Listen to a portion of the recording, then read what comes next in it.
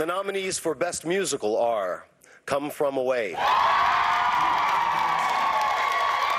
Far from the bright lights of Broadway, but the excitement just as palpable on the campus of Sheridan College near Toronto. I'm overwhelmed and it's surreal, but at the same time, I'm not surprised. Like, I knew it was going to happen. These alumni were the first to perform Come From Away 5 years ago. We both kind of looked at each other like right after singing the opening number, and we just went, oh, this show's going to be on Broadway.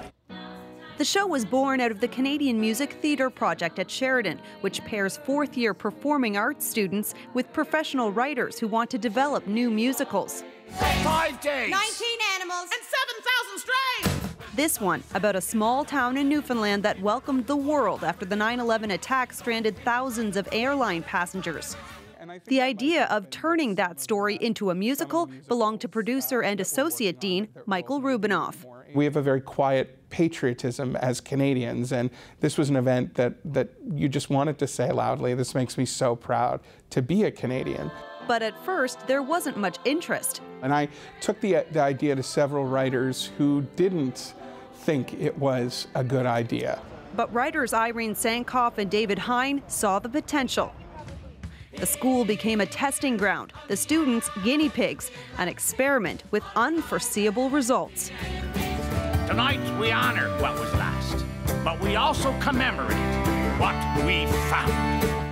Come From Away became one of only 5 Canadian musicals to ever make it to Broadway. The success has unleashed a flood of requests from writers hoping to have Sheridan students test out their musicals. 21st century woman. And sparked more interest in musical theatre across Canada. The success of Come From Away and a couple of other musicals that have sort of burbled up over the past years have reignited an interest in musical theatre in Canada, and we see more infrastructure developing at the theatre companies across the country. The nominations might be the first ever for a school, and producers here at Sheridan hope it's not the last. The school continues to develop new musicals, searching for the next runaway hit. Stephanie Van Kampen, CBC News, Oakville.